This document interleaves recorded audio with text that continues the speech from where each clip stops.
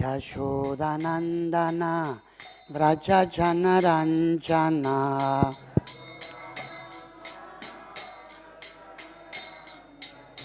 Yashodanandana Vrajajanaranjana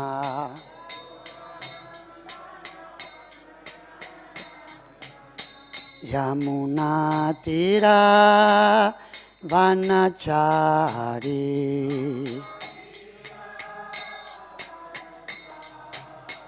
Yamunatira Vanachari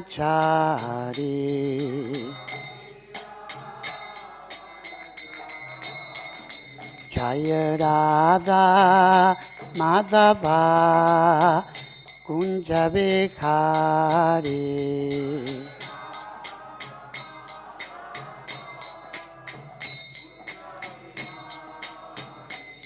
Jaya Radha Madhava Kunja Vikhari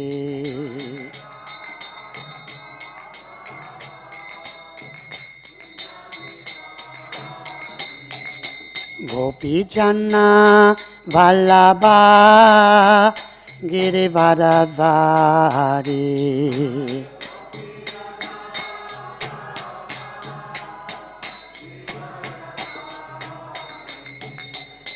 Gopi Janna Vallabha Girivaradhari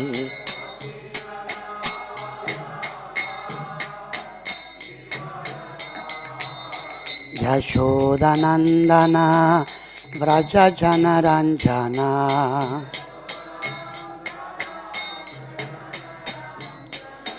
Yashodanandana Vrajajanaranjana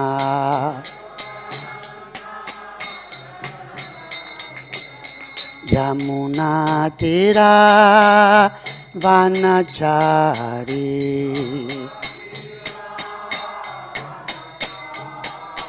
Yamunatira Vanachari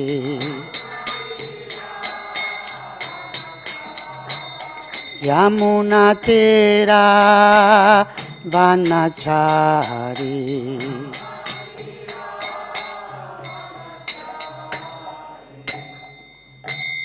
Jaya Om Vishnupada Paramahamsa Parivrājakacārya Astottara Satchari Srimad Kisivaingre Saisi Bhaktivedanta Swami Srila Prabhupada Ki Jai ISKCON Samstapakacārya Srila Prabhupada Ki Jai Ananta Koti Vaishnava Vrinda Ki Jai Grantaraj Srimad Bhagavatam Ki Jai Samaveta Gaur Bhakta Vrinda Ki Jai Nitai Gaur Premanande. All glories to the assembled devotees. All glories to the assembled devotees. All glories to the assembled devotees. All glories to Sri Guru and Sri Gauranga.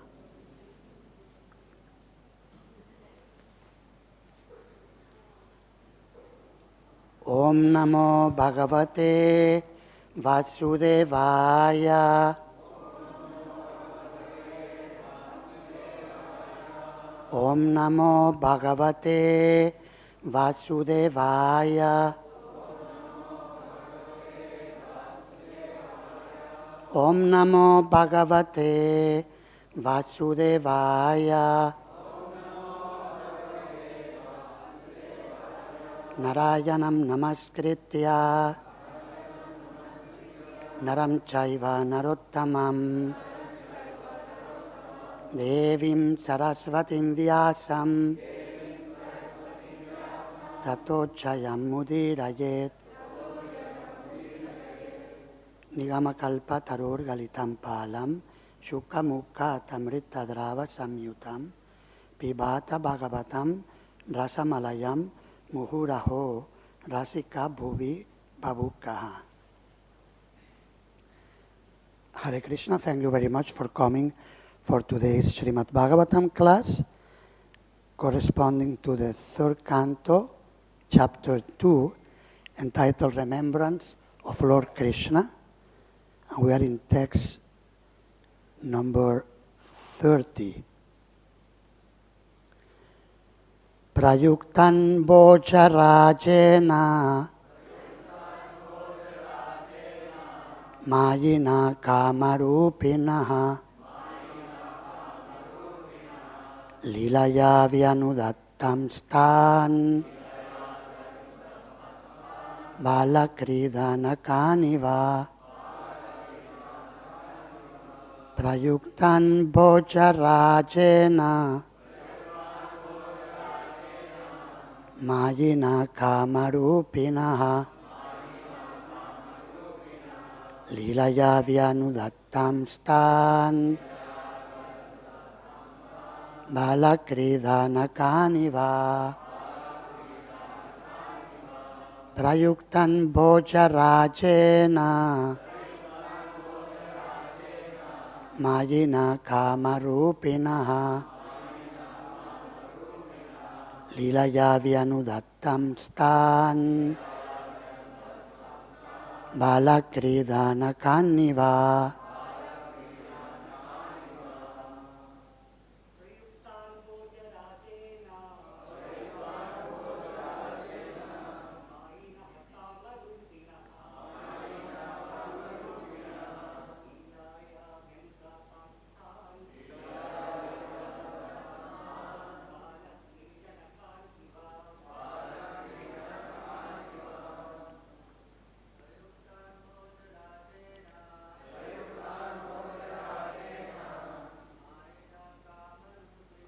māyinaḥ kāma-rūpiṇaḥ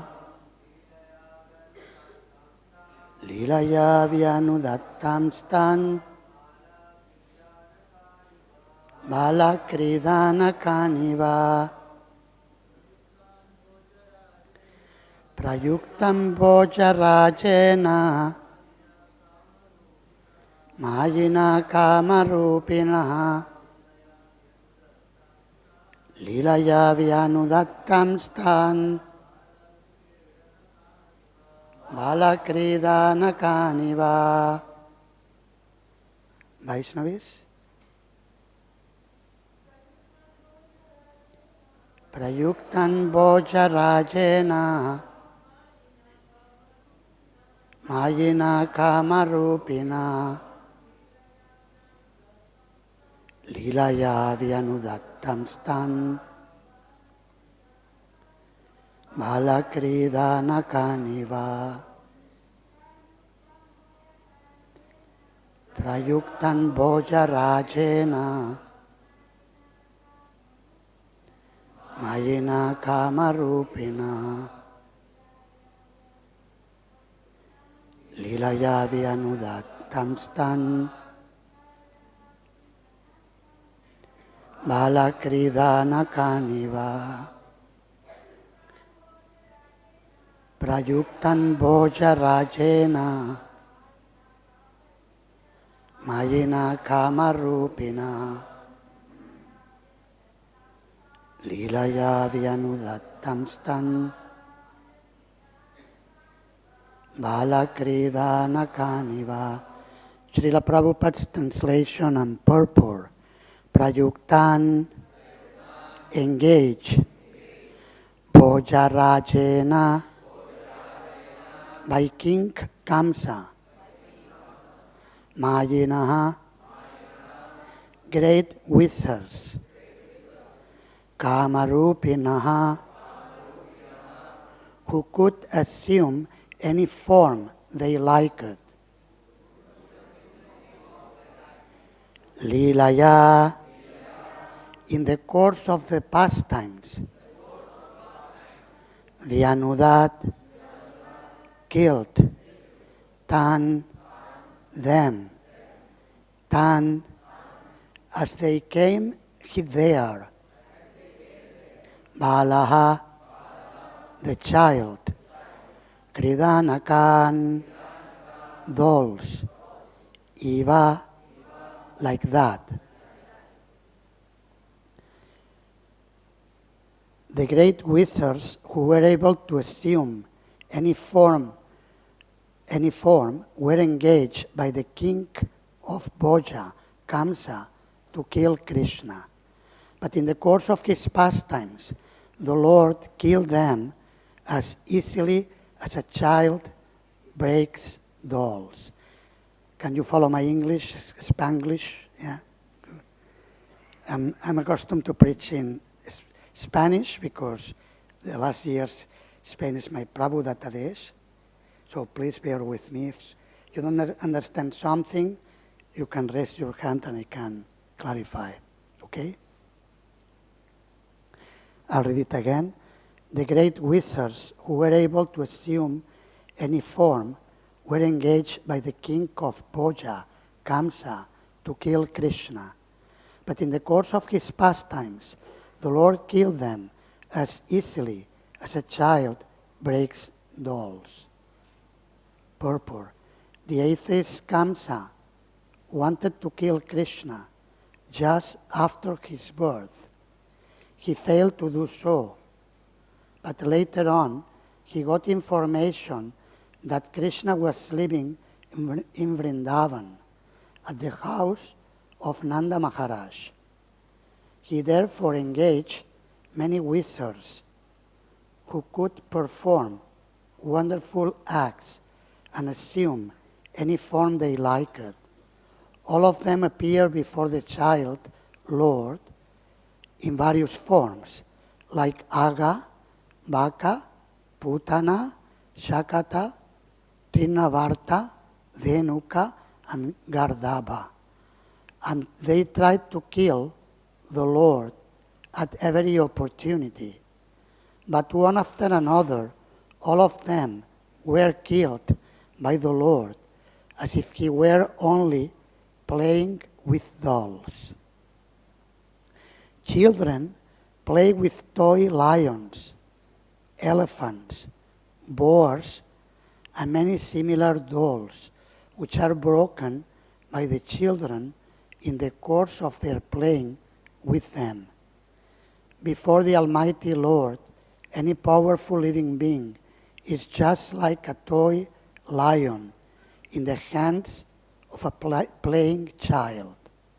No one can excel God in any capacity, and therefore no one can be equal to or greater than Him, nor can anyone attain the stage of equality with God by any kind of endeavor. Jnāna, yoga, and bhakti are three recognized processes of spiritual realization. The perfection of such processes can lead one to the desired goal of life in a spiritual value. But that does not mean that one can attain a perfection equal to the Lord's by such endeavors. The Lord is the Lord at every stage.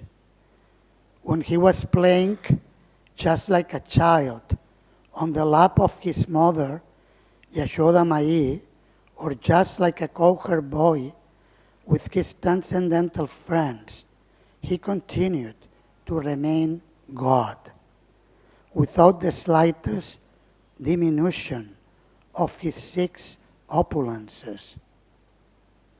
Thus, he is always unrivaled.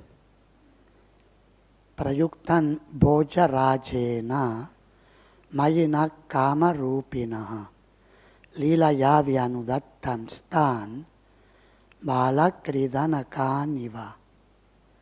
The great wizards who were able to assume any form were engaged by the King of Bhoja, Kaṁsa, to kill Kṛṣṇa. But in the course of his pastimes, the Lord killed them as easily as a child breaks dolls. Om ajñānatimirandasya jñānanjana shalakaya chakshurum militam yena tasmai shri gurave namaha. Nama om Vishnu padaya Krishna prestaya bhutale Srimate Bhakti Vedanta Swami niti namine. Namaste Sarasvate Deve Gauravani Pracharine Nirvishesha Shunyavadi Paschatya Deshatarine Vanchakalpatarubhyascha kripa sindubhya eva cha patitanam pavanebhyo vaishnavebhyo namo namaha. Jaya Shri Krishna Chaitanya Prabhu Nityananda Shri Advaita Gadadhar Shri Vasadi Gaura Bhakta Vrinda. Hare Krishna, Krishna Krishna, Hare Hare, Hare Rama, Rama Rama, Hare Hare.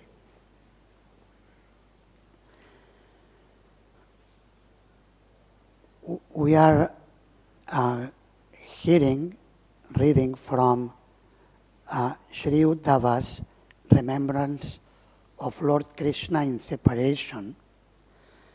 I'll read the summary of the chapter given by Srila Vishwanatha Chakravarti Thakur. In the first verse of each chapter, Chakravarti Thakur usually gives a very succinct summary of the chapter, so it will help us to recap and become situated. And then we will discuss today's verse. In the second chapter, Uddhava, his face washed in tears because of disturbance due to prema, describes the pastimes of Krishna in Vraj until the rasa ends. Uddhava, fainting because of increased prema in separation from Krishna, spoke without being able to reply to the questions of Vidura. By this he shows his condition.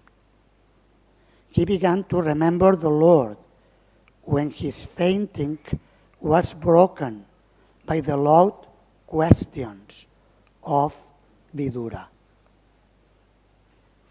So Uddhava is remembering Krishna with feelings of separation. Uddhava is remembering Krishna with feelings of separation, so very intensely. And in today's verse, he is speaking about demons. I thought, okay, this is a verse I can speak about because I have some realization. Because I speak for myself, I carry demoniac tendencies. In the age of Kali, we all are very much affected by demoniac tendencies, isn't it? We hear sometimes that the demon and the devotee live in the same body. So I felt, okay, I can speak. If it was about the Vraja Gopis, that's a more difficult subject to speak about. But to speak about Krishna killing demons, it's good. I can identify with it. I remember when I started to visit the temple in Barcelona, in Spain, devotees used to read Krishna book while taking prasadam, one devotee will read. That was the daily practice. And when they will read pastimes of Krishna killing demons, and when a demon will be killed, everybody will go, joy. And I like it. I was a teenager, so for me it was easy to relate to about.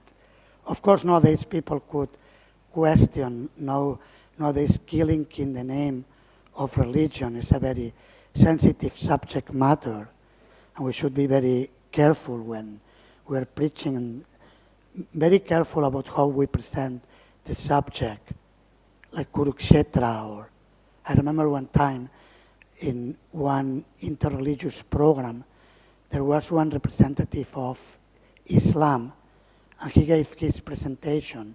Each of us will speak like 10 minutes,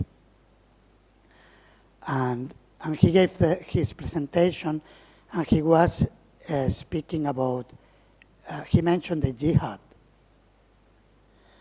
and then he referred to the Bhagavad Gita, and I cut him off and said, no, you present your thing, I'll present mine. Because he was trying to relate the Gita with his concept of jihad. This is a different thing. It's a different issue. When Krishna kills demons, he's actually giving them the highest blessing.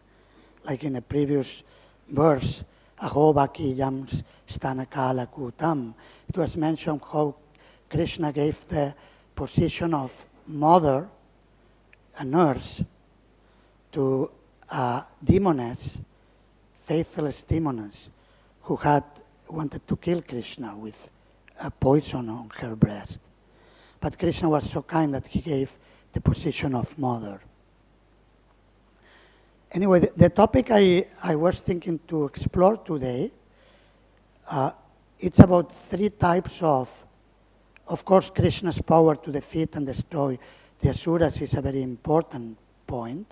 So this is the first point. Krishna is able to destroy all our demoniac tendencies so that we can properly offer devotional service unto him and unto his devotees. But I would like to look at the topic of asuras from in three different dimensions.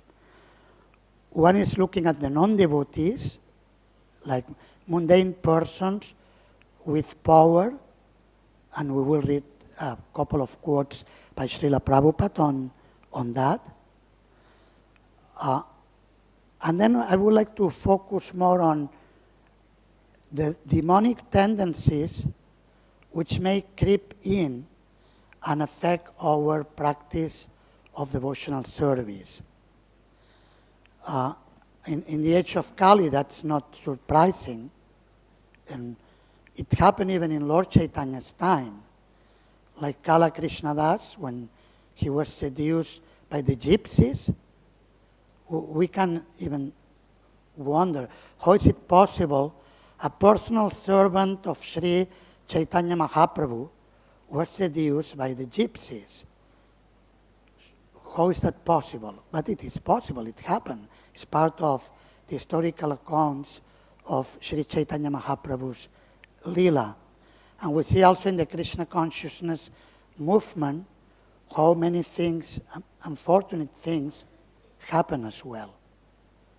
Even here in the world headquarters of the International Society for Krishna Consciousness, which indicates that we are all, as long as we have a material body, as long as we are in this world, even though we are protected by devotional service as much as we take shelter of the process, but in the same time we are susceptible to be affected by demoniac tendencies.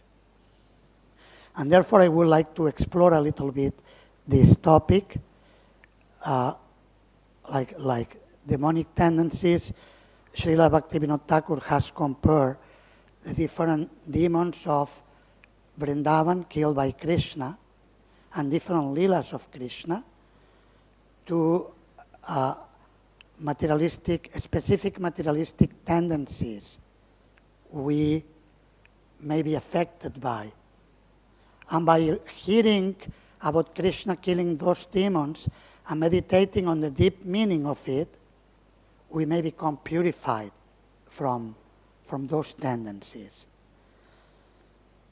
And also the demons, the enemies, the six enemies, kāma, krodha, lobha, matsarya, moha, mada, lust, anger, greed, pride, envy, what else? Illusion. These mundane tendencies, enemies, these are the enemies of the soul, are certainly very, very strong. So by taking shelter of Kṛṣṇa, these tendencies can be killed. And therefore Srila Bhaktivinoda Thakur has written about how we should hear before being able to enter into the most loving, intimate Leelas of the Lord. We should hear about Kṛṣṇa and Balarama killing demons. In this way, it will be easier to understand more intimate, loving relationships of Kṛṣṇa with his Vṛndāvana devotees. And also, I would like to reflect on, as a community, we shouldn't take things for granted. Like the Krishna consciousness movement is, we can see, is, in one way we could say, is the big church. Excuse me if it doesn't sound very good, but the big church, I don't mean in a derogatory way, but it's from the Gaudiya Vaishnava devotees, the big organization is ISKCON, isn't it? I see like we are doing parikrama these days, visiting different places in Navadvip with Spanish devotees who came. And compared to the last time we did the same, this was before COVID, 5 years back. I didn't come to Mayapur since the COVID year, actually, was 2020, 1, 2, 3, 4. But the parikramas we did 2019, the previous year. So we can see how the temples are developing and many more pilgrims. Now we are in the low season, so to say, isn't it? January is cold, and even Mayapur Vasis go out of Mayapur to Jagannath Puri to get some warm, and isn't it? I know some Spanish devotees are now in Puri because they wanted to get some, of course, the mercy of Lord Jagannath, but also some warm climate, isn't it? It's a fact. I mean, it's not a problem. We go from one Dham of Lord Chaitanya to the next Dham of Lord Chaitanya, so it's perfectly fine.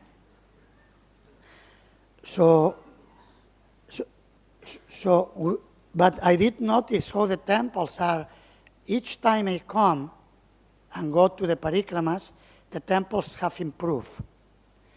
And it is actually, ISKCON is bringing so many pilgrims, but as already many years ago, His Holiness Jayadvaita Swami Mahārāja in one seminar he gave in different places, here in Mayapur and also in Radhadesh and other places, ISKCON lost its monopoly. Anyone remembers that seminar? So basically he was saying we shouldn't think we are the only ones, and actually if we don't have the proper mindset, we will get in trouble. The Yadus, my name is servant of Yadunandan, so the Yadus, I should be careful, take care of the name saying it. The Yadus got in trouble due to feeling too powerful. So if we believe we are too powerful and we forget that Kṛṣṇa is the powerful one, then we may not have the privilege of leading the way. Now we are leading, ISKCON is leading the way. But we should keep a humble mindset in dealing with other Vaishnavas, also other organizations of Vaishnavas in other places. And of course we keep our identity, we don't mix unnecessarily, and we keep things in proper terms. But the mindset should be the one of a servant of the Lord and His devotees. So anyway, I thought it will be good also to look at the tendencies, asuric tendencies, which may filter also as a community. So not just individually, but it may filter as a community with specific habits or ideas we have that maybe are not the best ones. And we need to reflect on them and maybe, adjust certain things. Okay, so let's look at, it's a broad topic, so I hope we're able to cover it even if briefly, regarding non-devotees, demoniac tendencies. Srila Prabhupada writes about it in many parts of his books. In the 10th canto, first chapter, on the advent of Lord Kṛṣṇa, in Purport to text 17 and Purport to text 22, Srila Prabhupada writes about that. And I selected this because I thought it's appropriate considering the situation of the world today. It's relevant to what's happening at the moment. In this verse from Srimad Bhagavatam, we find the words Puraiva Punsavadrito Dharajwaraha. The word Pumsa refers to Kṛṣṇa, who was already aware of how the whole world was suffering because of the increase of demons.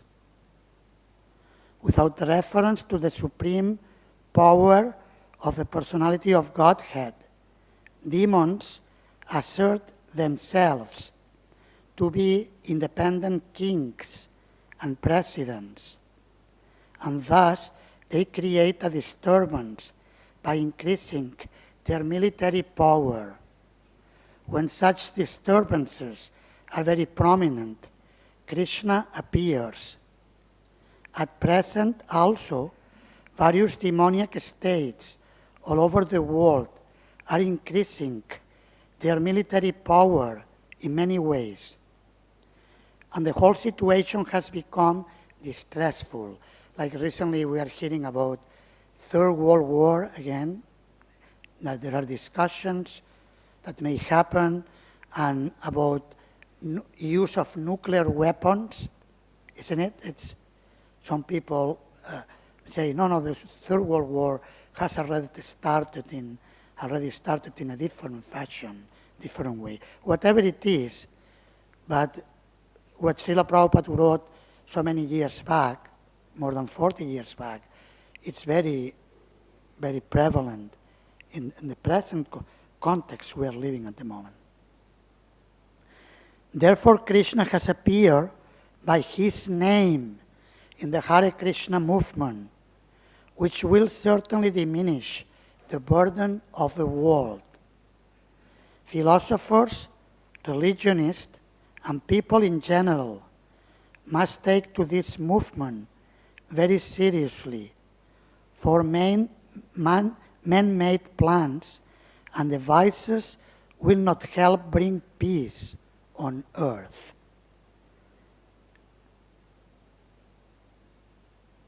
Okay, so this is, actually I read first Purport to text 23, I mixed it up, but it doesn't matter. Now we go to Purport to text 17, 10:1. When the world is overburdened by unnecessary military arrangements, and when various demoniac kings are the executive heads of a state, this burden causes the appearance of the Supreme Personality of Godhead. As the Lord says in Bhagavad Gita 4:7, Yada yada hi dharmasya glanir bhavati bharata abhyutanam adharmasya tadatmanam srijamyaham. Whenever and wherever there is a decline in religious practice or the descendant of Bharata and a predominant rise of irreligion, at that time I appear myself. When the residents of this earth become atheistic and godless, they descend to the status of animals like dogs and hogs, and thus their only business is to bark among themselves. This is dharmasya glani, deviation from the goal of life. Human life is meant for attaining the highest perfection of Krishna consciousness. But when people are godless and the presidents or kings aren't necessarily puffed up with military power. Their business is to fight and increase the military strength of their different states. Now all the governments are investing more in weapons due to what's happening. We read sometimes in the news that more investment is made in defense.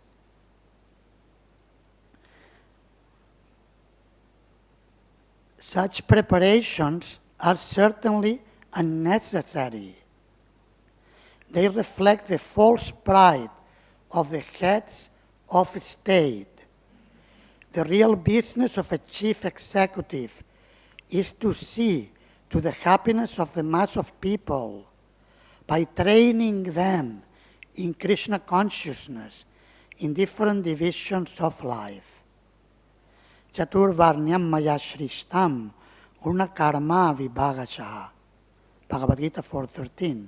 A leader should train the people as brahmanas, kshatriyas, vaishyas, and shudras, and engage them in various occupational duties, thus helping them progress toward Kṛṣṇa consciousness. Instead, however, rogues and thieves, in the guise of protectors, arrange for a voting system, and in the name of democracy, they come to power by hook or crook and exploit the citizens. Even long ago, asuras, persons devoid of God consciousness, became the heads of a state, and now this is happening again. The various states of the world are preoccupied with arranging for military strength. Sometimes they spend 65% of the government's revenue for this purpose. I was trying to research, but I thought it's too much to check exactly how much they're spending now. If anyone wants to check it, can go to Google. I'm sure you will find it somewhere, but it was too much time. But Srila Prabhupada is saying some countries up to 65%. But why should people's hard-earned money be spent in this way? Because of the present world situation, Kṛṣṇa has descended in the form of Kṛṣṇa, of the Kṛṣṇa consciousness movement. This is quite natural, for without the Kṛṣṇa consciousness movement, the world cannot be peaceful and happy. So, in different parts of his books, Srila Prabhupada compares the Kṛṣṇa consciousness movement. He says, actually, it's non-different from Kṛṣṇa, and when the demonic people try to stop it, so this will be like Kaṁsa trying to kill Kṛṣṇa, or his demonic friends helping Kaṁsa trying to kill Kṛṣṇa. So this will be one dimension. In this regard, for us, the main point is that we need to preach all over the world. Not only in India, and please don't mind every time I come to India, I don't want to upset any Vaishnava Indian leaders, but it's my duty to speak clear what I see, and I'll repeat it again. I always say the same. My understanding is that if Srila Prabhupada will be physically present, he will be sending preachers from India all over the world. The Bharata Bhumite verse, you can search it in database, is quoted many times by Srila Prabhupada, and he's speaking that everyone born in India should preach all over the world. Of course, to build up India is wonderful. All glories built up many, many temples.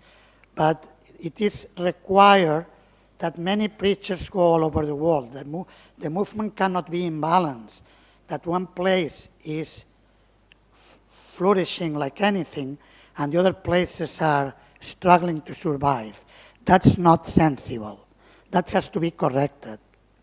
And please excuse me if somebody doesn't like to hear that, but this is what I see, and it should be very clearly taken into consideration.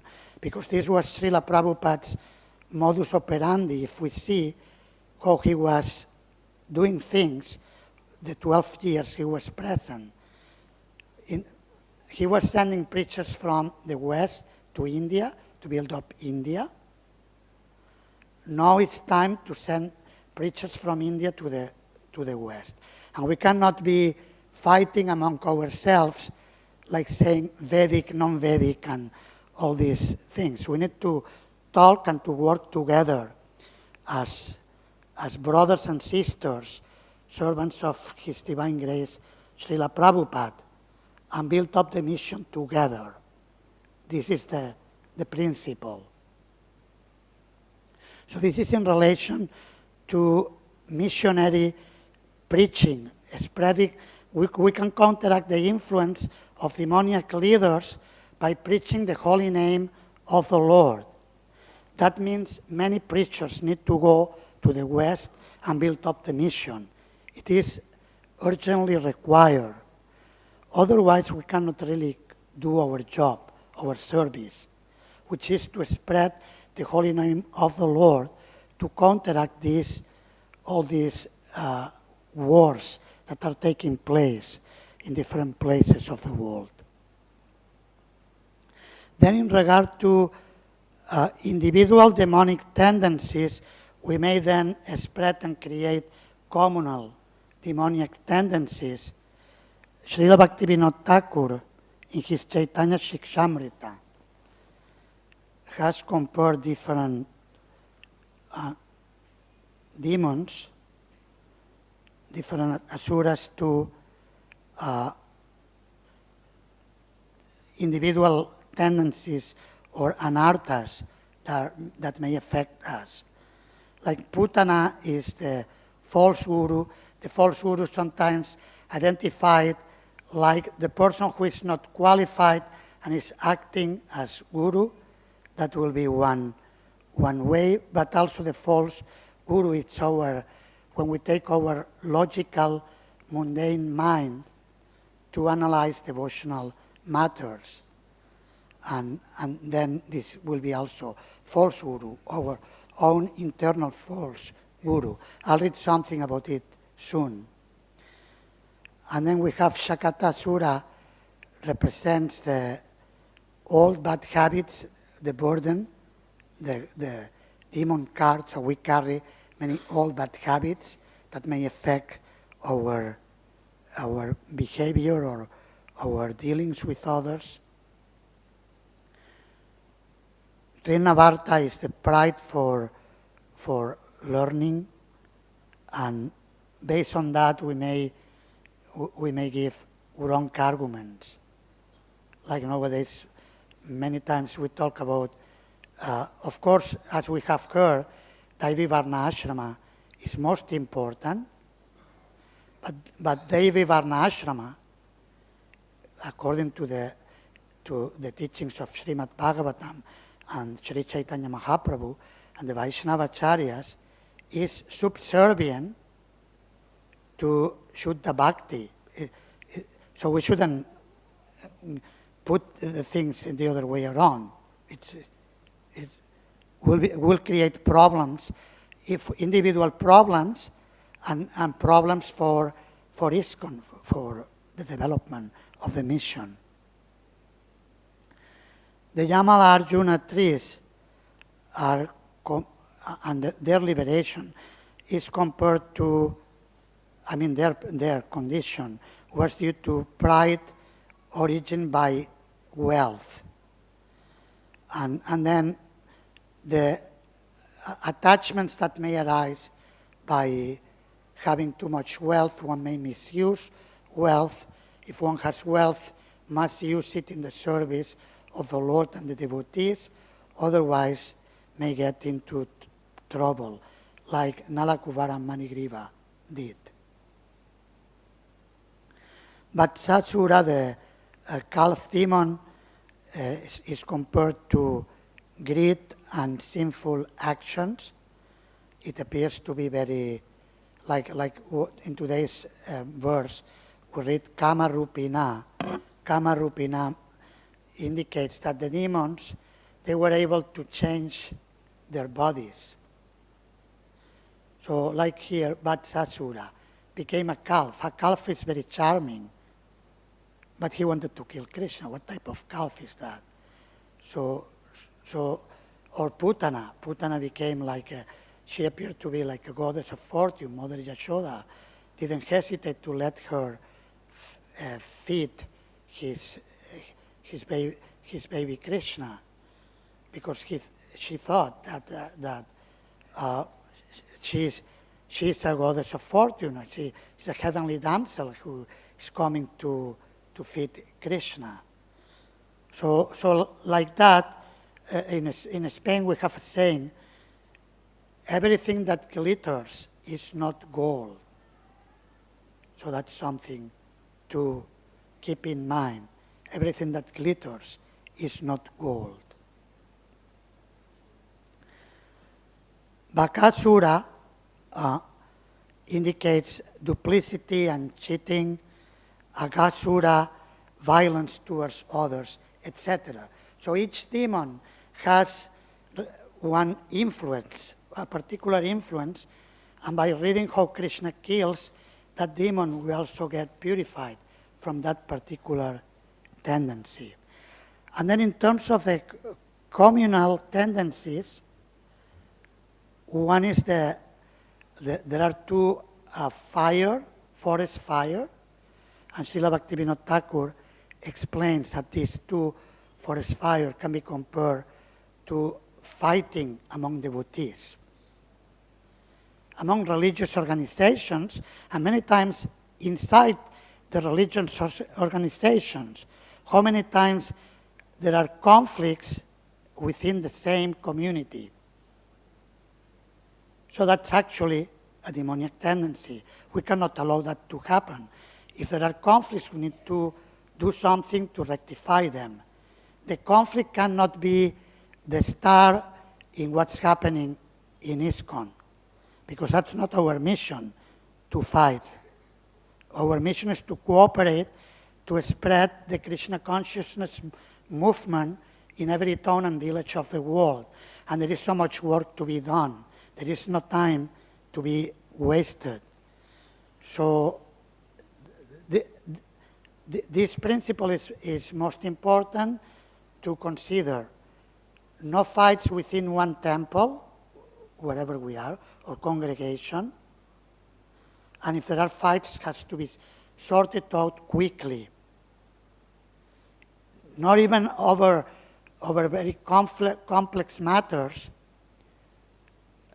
that may make things very difficult. Okay, then let's discuss, let's find a solution to the situation.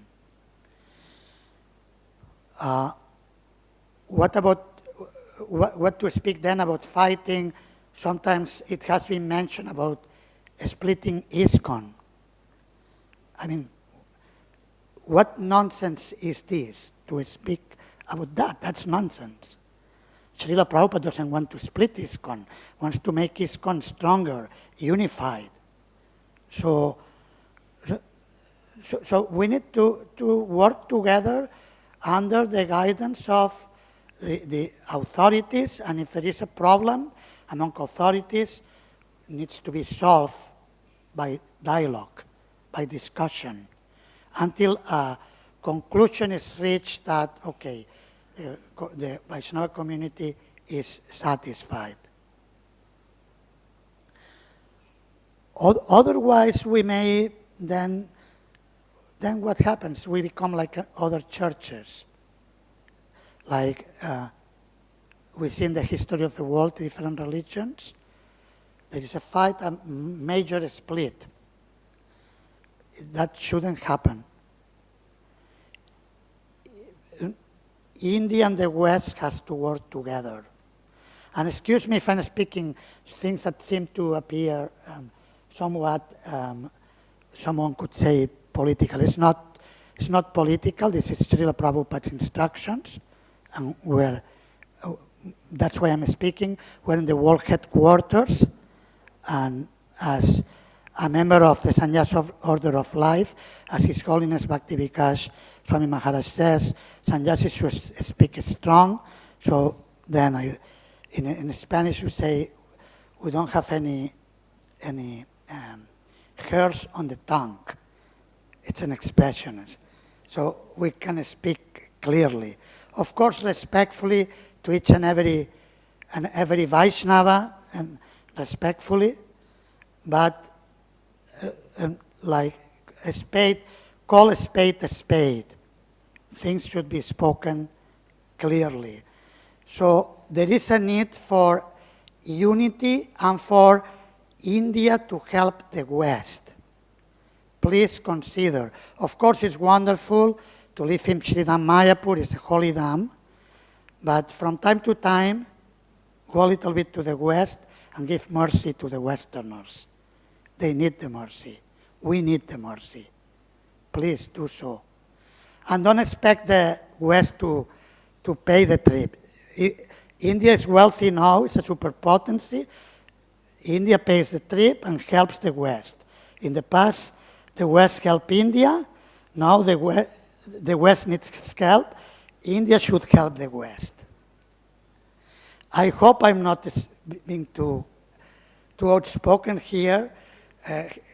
His Grace Hridaya Chaitanya Prabhu's GBC for India and for Europe. I hope he will forgive me. Otherwise, please correct me and smash my head with your shoe. I am your servant. But I think it's fair to say that, no? Is that okay? Is not? We have GBC confirmation, and His Holiness Kavichandra Swami Maharaj can say, or please say if it's fair or not what I'm saying. Okay, we can open now for discussion. We have 5 minutes. It's not too much, but Mataji is asking for.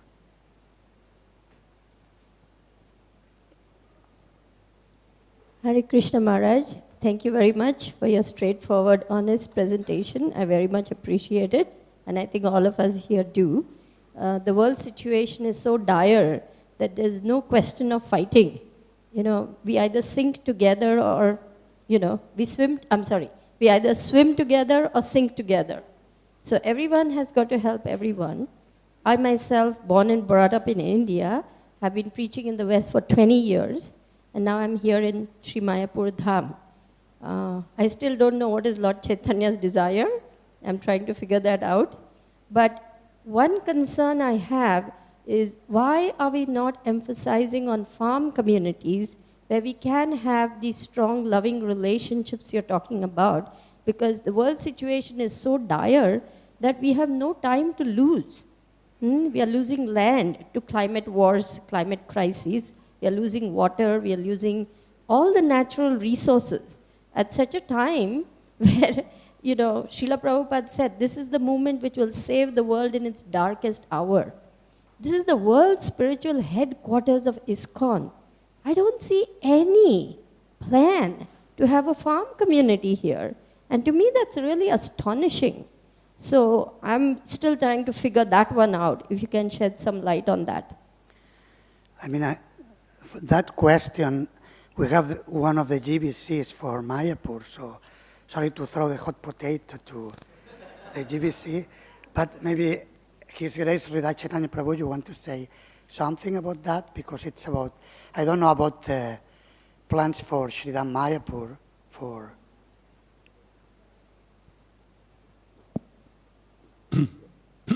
Hare Krishna. So in Mayapur there are a master plan with 650 acres of land, and that is considering that the TOVP will be open and many more visitors will come. So this 650 acres will be used mainly in the form of preaching opportunities, and in the form of park, like the Holy Name Park, the Vṛndāvana Park, the Navadvip Park, etc. And so it will be educational for the people, that they can get an experience in Krishna consciousness. One of the aspects of the master plan will also have a farm of 17 acres, which is a small showcase farm, so to say.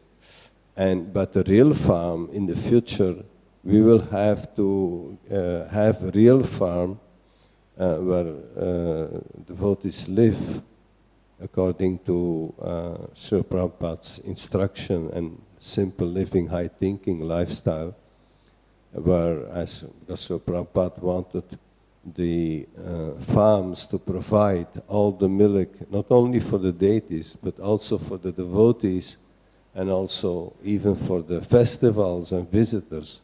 So it means you need a huge farm to provide these quantities of milk, and also whole lifestyle that goes along, like a Varnashram Dharma lifestyle that goes along with that. But for that, we would have to develop a huge farm nearby Mayapur, because Mayapur, as Srila Prabhupada predicted, will be like a city. And we should have then a big farm on the outskirts of Mayapur, as close as possible, but whatever is possible. And there we should have then a big farm with many devotees, many cows, and with a simple lifestyle and Daivi Varnashram farm. Thank you very much. If anyone likes to help to do that, can maybe get funds or help to get the money for the big farm and to develop it. I know one devotee from Spain, Anadi Krishna Prabhu, he's spending time in Mayapur, and he's very much has strong feelings for the rural development, and he's helping. He told me, I don't know the details, but he told me he is working with some devotee farmers to develop projects of cow protection in the area of Mayapur. So some of you may want to do that. It's time to stop. If anyone likes to have more discussions, we can have in any other time. You can approach me, and I'll be happy to talk about what we discussed. Thank you very much. Hare Krishna. All glories to Srila Prabhupada.